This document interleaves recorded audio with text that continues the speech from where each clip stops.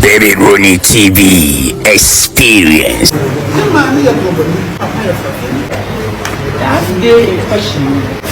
Now, peace possibility and another year. And then now, what for the one to look at us and get the job on number one is want you to go this one in the second time.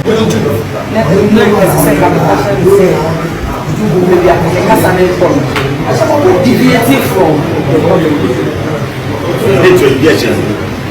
what do you do? Yes, and I'm your weekend.